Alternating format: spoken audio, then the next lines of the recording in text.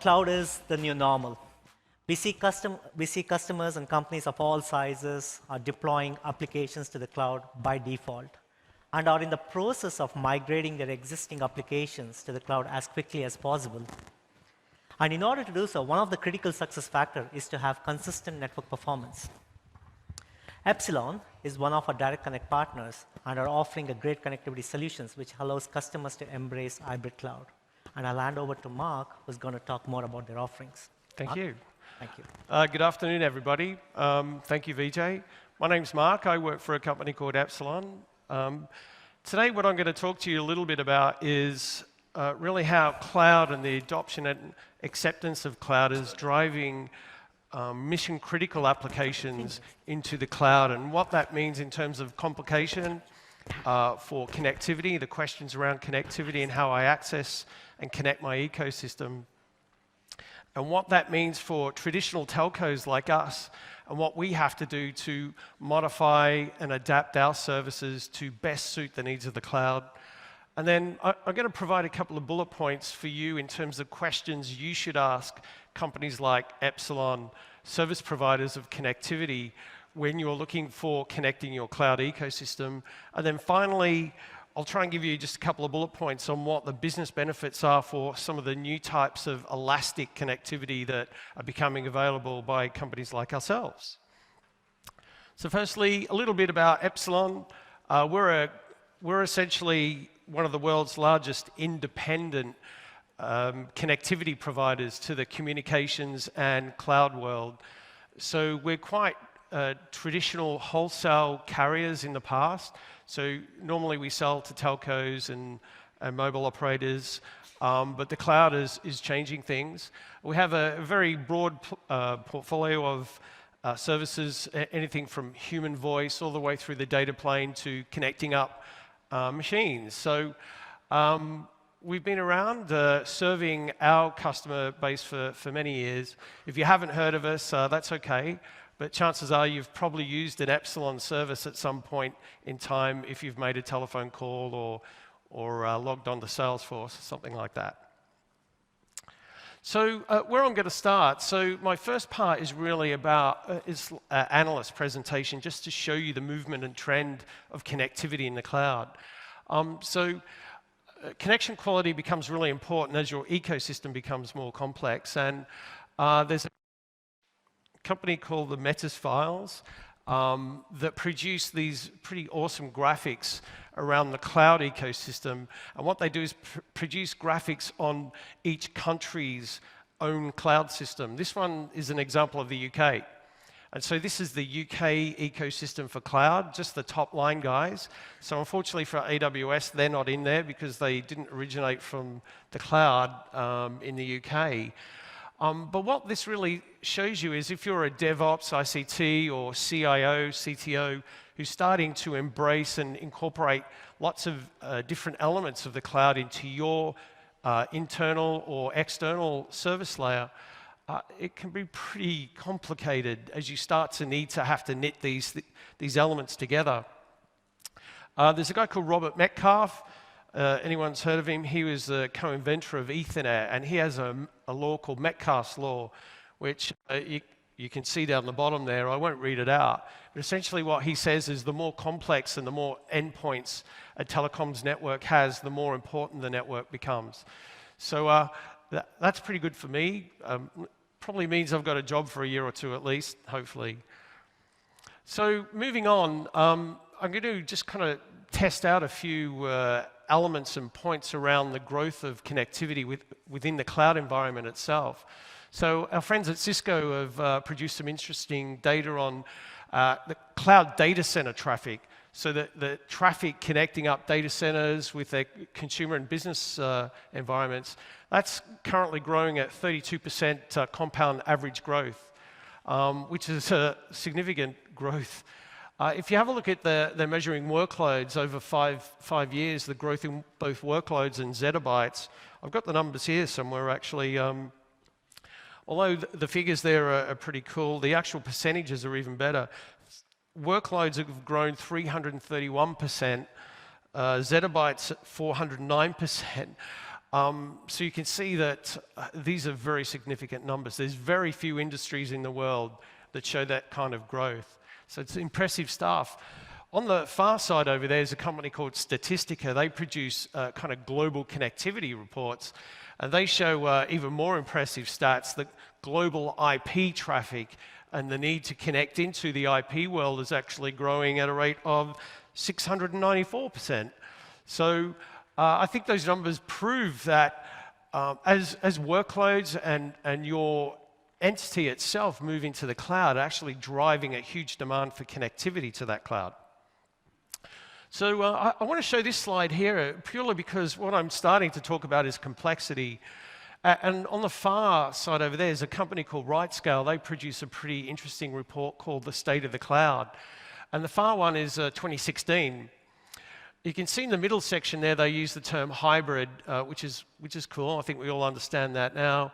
And hybrid's at 71%. If you actually look at, that's only 2014, that's 2 years ago. They didn't even use the term hybrid at this point, public and private.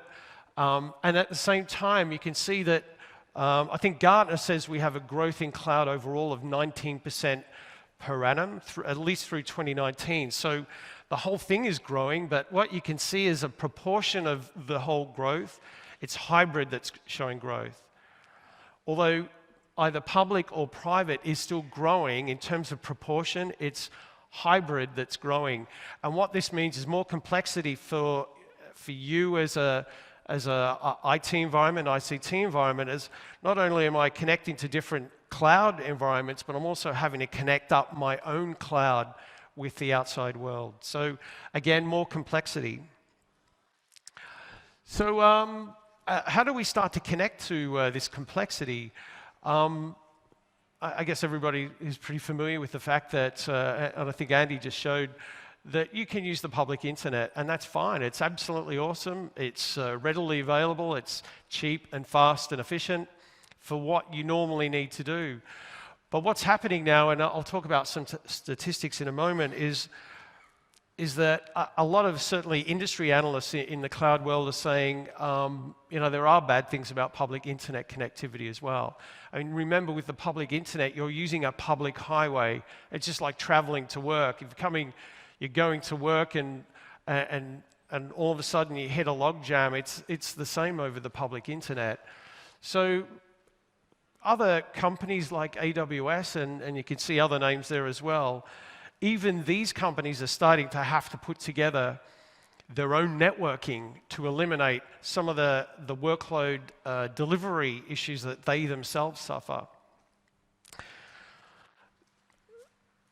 Before I go, actually, it's cool for them to do that, and it's cool for telcos, but actually, what about you if you need to put your own network together as well? It's not so easy. And I'll talk about the next option is what we call direct connectivity. So again, I can't remember, there was a previous presentation spoke about options between really public VPN or public internet VPN and direct connectivity. Direct connectivity, if you go onto the Amazon website, you can find a whole page there that usually describes it. Epsilon is a direct connectivity provider as well as other of our partner companies out there. But essentially, what the analysts are telling us in terms of market data right now is that by 2019, 30% of enterprise will not be using the public internet for their connectivity. That's a growth at the moment tracking about 5%, which isn't that huge. But when you think of 30%, that's quite a lot. And there's a reason for that. Is direct connectivity is really awesome. It's great quality. It's point to point. It's using let's call it a private road or private highway to get to where you need to go connect things up. It's not using the public highway, but it's problematic itself. This is coming from a telecoms company. It can be reasonably expensive. It can have long lead times. I mean, it can take sometimes, if you've never done it before or never ordered a circuit before, it can take 5, 10, 30, 60, 90 days. That's a long time. That's not matching into the characteristics of the cloud industry. At the same time, you get additional security, but you're essentially paying for it. And what if I don't actually use that connectivity? I'm still paying for it. And usually the contract periods are quite long as well. So the whole direct connectivity side is problematic as well. So I just want to talk a little bit here about, I mentioned mission critical movement before. This company here is Baseline. So they produce some really interesting material, very interesting material. You can Google it yourself. But what they're saying now is that 85% of enterprises in their survey are moving or have moved mission critical workloads out into the cloud. And the thing is, for those of us who've been around, I'm pretty old, you know, the concept of that, we were talking to the CEO of an airport, a very large, well-known airport, and I was at a critical communications event a year and a half ago, and the CEO there stood up and said, I will never move anything to the cloud. Okay. I wish I had have recorded that, because he's now talking to cloud service providers about how he can move his environment to the cloud. And you think how mission critical airport infrastructure is.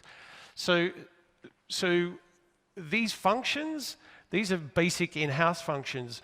Companies are actually moving the whole service orientation now into the cloud, and these are mission critical. So therefore, connecting to those mission critical environments becomes very, very important. So I've got a little case study. This is a UK company down the bottom there called DoubleEdge, Edge, DoubleEdge. So actually, DoubleEdge decided to embrace some form of the cloud. But their challenge was that they rely on inbound telephony, both to win inbound new business and also to support their customer. Their customer services uses telephony. And what happens is somebody calls in, they have a CRM tool that threads the customer data into the call so that the agent sits there, a screen on the left like that shouldn't pop up, but a screen pops up and says it's customer X, they're a gold customer, you need to tell them this and treat them this way. Very important. Or suggestive sell them a certain type of service. Well, the problem is they went to a CRM system out in the cloud, connected that up by public IP, did the integration on site, their own mashup, if you're familiar with the mashup term. They had a hosted telephony system, a call center system, as well as a PBX for something they call CTI. And that mashup was embraced and delivered within their enterprise environment. Well, of course, what would happen is that the CRM data that had to thread into the call system wasn't always delivered at the same time, and agents would sit there with these type of screens waiting for the information. The customer at the other end sitting on hold, waiting for that information to be delivered. So the best way for them, and this was very alien for this company, was they realized they had to connect the CRM tool up directly with the hosted telephony system, do the mashup in that environment, and then deliver that information to their site. So this is a company that now is having to buy connectivity from somebody else's site to somebody else's site. They'd never done that before. In fact, there's probably not a lot of people in this room who've ever had to do that before, apart from linking AWS instances up. So it's very foreign to them, but it put together a better solution than they had before. So if we look at how does the telco world start to change out of our old paper-based long lead time environment into an environment and a service portfolio that suits and satisfies the demands of the cloud world. So we basically sat there and said, okay, here's all the bad things that people might say about us. What do we need to understand in terms of how we adapt ourselves and present a new service layer to your world? So we were looking at all the terminology. We focused on orchestration, elastic. All these terms are probably pretty familiar with you guys. But we started to thread our own terminology in as well. We incorporated data center capabilities like software-defined networking. And we start to mash these together ourselves and consider how we re-engineer our own service layer to enable you guys to have a better experience in the cloud in terms of access and threading of your cloud ecosystem. So we started, Epsilon, a traditional telco, really. So our core asset is our network. So we're actually headquartered here in Singapore. We have a global network connecting with over 500 of the biggest telcos in the world as well. You can see a lot of the logos over there. Points of presence all over the world. So we have this network asset that we had a great starting point to say, okay, how do we package this up and present to you and start to take the DNA of the cloud and present our services with the same type of DNA? I guess what you could say as well is that if we had this already existing prefabricated network, where would we need to go and what type of service layers over the top of that would we need to be able to provide to, again, improve the experience between your ecosystem and somebody else's ecosystem? So we decided basically to, I certainly was, and my colleagues start to go out and talk to certainly CIOs, enterprise ICT guys. And although I've got quite positive points up there as our objectives, most of the reasons we got to these positive points was because of negatives. So we were being told about the pain points that these guys would experience. Pain points such as long delays, poor connectivity between the internet, etc. Doesn't scale when I need it. If scale for us is 90 days, that's not good enough when I'm trying to scale my virtual server up in 10 minutes. So we took a lot of these elements and created the concept of what we call network as a service. Create network as a service. Present those out as portals and APIs, and ultimately we've developed a concept that you guys probably won't be familiar with, but Telco 3.0, or the Network API. So starting to match the delivery system of our capability into the same type of delivery and accessibility system of the cloud. So conceptually, we focused on service orchestration. How can you orchestrate a service of the type of service we provide, connectivity? So we created the 4 C's. So conceive, create the ability for yourselves to go in and actually start to conceive a solution. I have a problem, how do I solve that? And then to click into an environment, obtain quotations, orders, confirm the orders, and then actually click to create, and create that service application, push it down into the network, and then be able to consume that. So in reality, the first 3 steps should take 5 to 10 minutes, and then you can sit there and consume the network, and we provide visibility as a key point. So we extend our network to you as if you were what we call NOC, a NOC operator, Network Operations Center, provide all the network statistics you would need to understand that if you are encountering issues, is that issue in the application layer or is it the network layer? Information is control. If we're giving you info on the network connectivity, you can actually start to make informed decisions on what you might need to do to improve, say, the user experience or the actual workload of the particular application you have deployed. So we came up with the concept of Cloud Link Exchange, or CLOUDLX. So with CLOUDLX, it's essentially an elastic connectivity portal application layer that you can access it through a portal, and we have some APIs as well, where you can, using a single interface, access into AWS, into IX's means internet exchanges, and other CSPs as well. And at the same time, you can integrate and engineer in your own network architecture so that you can have an end-to-end online, seamless, instant bandwidth connectivity capability. You can leverage that up and down. I'll talk about the key elements that we focus on the next slide.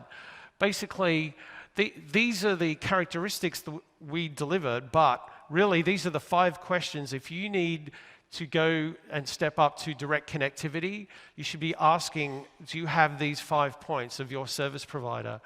Is it instant? Can I turn this circuit up or a VLAN up instantly? Can I just pay for what I use? the model that we've created here is actually disrupting the telecommunications industry.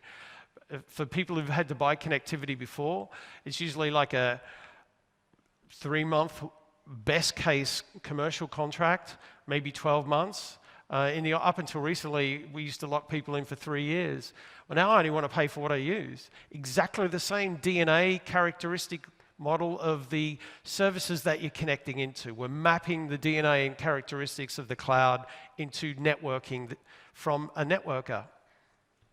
If we look at performance monitoring, I use the term information is control. If we present you exactly the same data that we as a telco get ourselves, we're empowering you to be able to see and make decisions based on that connectivity if you want. You could be monitoring the jitter and latency. You can be seeing actually the circuits down at one end, and it's the AWS end. Sorry, AWS. It's never the AWS end. But you can actually understand that if your customer is experiencing some form of poor experience in the application, if your workloads aren't processing properly, sometimes it's not the application. Sometimes it is the network. And as long as you understand that and you can see that instantly, you can do something about it, reroute, whatever. If we look at global reach, ask the question, if you're looking at how do I extend myself somewhere else, can your service provider enable you to do that? And of course, can I use a single connection to get into multiple clouds? All those points should be deliverable. So what we're going to do now is I'm just going to show you a very quick video, hopefully, of what our CLOUDLX looks like. And to set up and manage an AWS connection in CLOUDLX. Selecting the Cloud Service Providers page from the left-hand menu shows the different services available in the same region as your infrastructure and CLOUDLX port. Clicking on a provider, such as Amazon Web Services, provides information describing the service and benefits, as well as a link to the provider's website. You can provision a connection to AWS by clicking the Buy This Service button in the top corner. Using the drop-downs, first select your port and then the port in the AWS region you wish to connect to. This will load in the pricing. Use the sliders to select how long you'd like to use the service for, along with the connection speed you require. CLOUDLX provides flexibility on the term and speed of your connection, so you can fully customize it to your application's needs. When you're happy, click the Buy Service button. In the pop-up that appears, first enter a name for the service to make it easy to identify within CLOUDLX and AWS, then enter a unique CVLAN that you wish to use. This may be supplied by your CLOUDLX provider.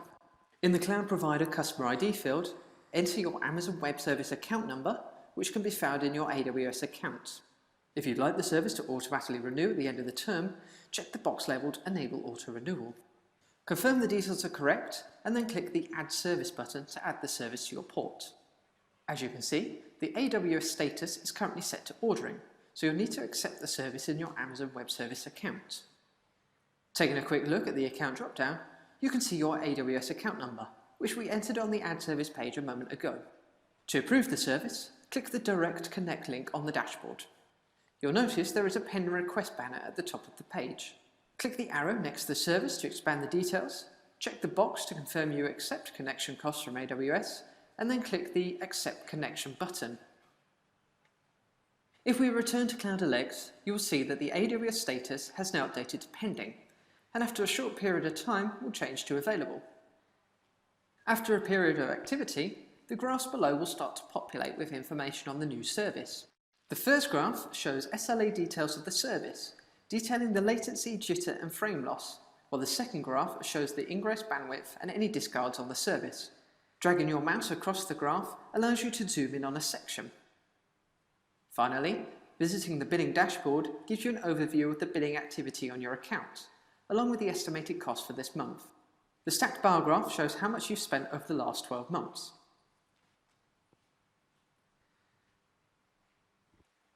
Thank you for viewing the CloudLink Exchange demo. Okay, cool. Thanks, guys. All right, so that's just a quick snapshot of the type of connectivity that's available out in the world, and particularly from companies like Epsilon these days. So it's very much changed. As you can see, our industry as telcos is morphing, is adapting to the cloud world. We're being influenced by yourselves and companies like AWS. I won't read through the bullet points there, but just in summary as well, this application is designed as well for resellers and for multi-channels, so it can be white labeled. If you're here, if companies like CSC and that are here, they can actually take this and take the APIs or white label it and offer it to their customers. So what I'm going to talk is one more case study. Again, this is the UK. I can't tell you who the telco is, a big British telecoms company. But essentially, they have a real-time communications application layer, one of the largest in the world, actually. But the company called NetDev is the actual developer of that application layer. And because of security issues and also because of internal challenges that this telecoms company has, it can't run large-scale volume testing as a workload within its own environment. So it's asked for a third-party environment staging post. AWS is the chosen one by NetDev. NetDev's challenge is it's responsible for all these costs. And when they're only staging every 3 months, to buy a direct connection into AWS to be able to deliver this capability, and for that telco to buy direct connection into AWS for a period of 5 to 7 days every 3 months was just ridiculous. It was cost astronomical. And so creating a virtual direct connection using this elastic type cloud-orientated commercial model actually made really, really good sense. And it saved a lot of money from NetDev's perspective, which is good for them, of course. And at the same time, the ability to take visibility over that link between the British telecoms company and the AWS environment absolutely worked for the telco, for their actual performance monitoring, and also for their security layer. So that was a pretty interesting case study, which we never really kind of imagined before. Just finishing up now, so what's really happened, there's a company called Gartner, produced a lot of industry analytics, and they used to report on 2 types of connectivity to get to the cloud: the internet, public highway, and on the right-hand side, they call it direct WAN, the kind of private direct point-to-point connectivity. But actually, we've been working with them now to mold a third column they call Cloud Interconnect. So what Cloud Interconnect is really a hybrid between, it takes the good elements out of public internet and the good elements out of point-to-point or direct WAN, and actually really stacks up in terms of the point rating system that they use, higher than both. Now, the thing is, you may not want to move away from anything than public internet and you know, the great WAN, VPN services, I should say, from AWS. But if you do, understand there's a second option now. So just finishing up, one last thing. Some of the guys we've been talking to outside, one of the challenges about enabling this type of elastic connectivity from the enterprise location itself is being met with solutions that we're introducing. In this case, software-defined WAN systems, where essentially for a very, very quick deployment time, we actually drop in a very small box, plug it in, and you get a centralized software service orchestration layer that enables you to configure all the way through to wherever you need to get to, a CSP or into CLOUDLX.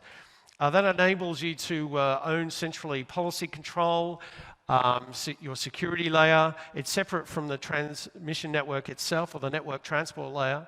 And it enables you to start to knit in things like redundancy using the public internet as a backup.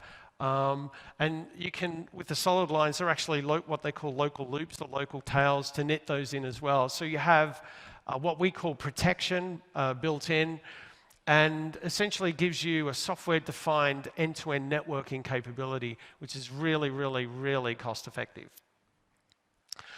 So just in summary, looking at what does this all really mean? In terms of the ability to move really, really quickly, the key points are a reduction in cost. So if you're looking at large-scale bandwidth needs to connect various elements, and remember, you may need to connect your CRM system to another third-party system like that case study, then this kind of capability makes it really simple, and you only pay for what you need, and you can turn and connect that up very, very quickly. So the speed up of actual service deployment, particularly if you use the cloud and cloud elements for your service layer, or even for the app that you might be building, the ability to actually turn up connectivity, high-powered connectivity to that layer absolutely speeds that up. And for large-scale enterprises, early service deployment usually means faster return on revenue. If we look at increased performance and reliability, that goes without saying. Moving from a public road to a private road obviously means certainly speed gains and an ability for the network service provider to provide you a higher quality level of service. And lastly, you're informed. You can see everything that's happening, and that has never been delivered by the telco world.